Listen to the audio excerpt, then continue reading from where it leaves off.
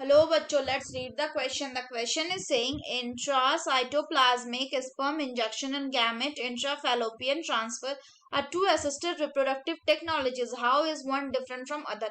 दूसरा क्वेश्चन बोल रहा है describe the lactational amenorrhea method of birth control. तो आइए देखते हैं हम इसका की कंसेप्ट। तो अगर हम बात करें इसके की कंसेप्ट की, तो इसका की कंसेप्ट क्या हो जाएगा? It will be assisted reproductive technologies।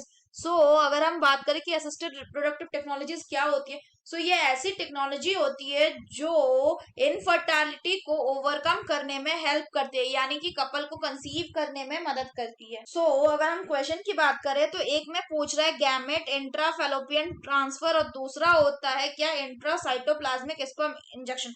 तो अगर हम बात करें गैमेट इंट्राफेलोपियन ट्रांसफर, इसमें क्या करते हैं? इसमें हम लोग स्पर्म को लेते हैं एंड ओवा को लेते हैं और इन दोनों को डायरेक्टली इंजेक्ट कर देते हैं। किसमें? इन दोनों को डायरेक्टली इंजेक्ट कर दिया जाता है फीमेल के ओविडक्ट में। इसके कंपेयर में अगर हम बात करें इंट्रासाइटोप्लाज्मिक स्पर्म इंजेक्शन की, तो इसमें क्या किया जाता है? इसमें जो स्पर्म्स होते हैं, स्पर्म्स या फिर तो इसमें क्या करते हैं? इसमें हम स्पर्म्स लेते हैं या स्पर्मेटिड्स लेते हैं और इनको क्या करते हैं? इनको डायरेक्टली इंसर्ट कर देते हैं। किसमें? इनको डायरेक्टली इंसर्ट या इंजेक्ट कर देते हैं ऊ साइट के साइटोप्लाज्म में। ऊ साइट के साइटोप्लाज्म में किसके द्वारा? By micro puncture of zona pellucida layer. किसके? ऊ साइट के। अगर बात करें इस प्रोसेस को किसके अंदर करते, तो इस प्रोसेस को कैरी आउट करते हम हाई क्वालिटी माइक्रोस्कोप के अंदर। ये जो इंट्रासाइटोप्लाज्मिक स्पर्म इंजेक्शन है, ये बहुत ज्यादा effective as compare to other micro manipulation technique.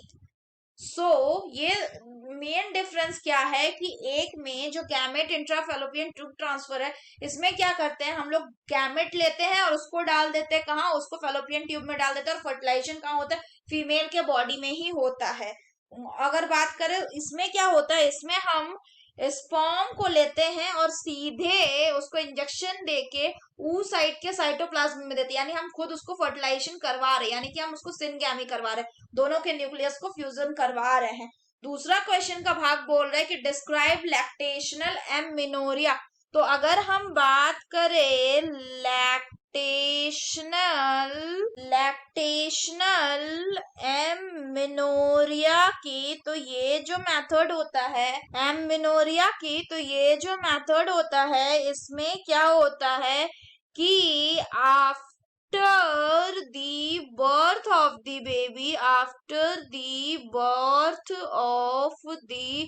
baby, यानी कि कब? During the period of breast feeding, यानी माँ जब बच्चे को ब्रेस्ट फीडिंग करवा रही होती, just after the time of birth, मतलब बर्थ होने के बाद जितने महीने तक बच्चा ब्रेस्ट फीड कर रहा होता है, उस टाइम तक क्या होता है कि जो मेंस्ट्रुअल साइकिल वो एब्सेंट होता है उस फीमेल में। एब्सेंट होता है किसमें? उस फीमेल में। और इसी कारण से क्या होता है कि ओव्यूलेशन जो है, ओव्यूलेशन वो नहीं हो पाता, और ओव्यूलेशन नहीं हो पाएगा तो प्रेगनेंसी नहीं आएगी। लेकिन ये जो लैक्टेशनल एमेनोरिया है, ये क्या होता है? ये मैक्सिमम ऑफ 6 मंथ्स तक के लिए ही इफेक्टिव है। So that's all for the question बच्चों। Hope you understood it well. Best of luck.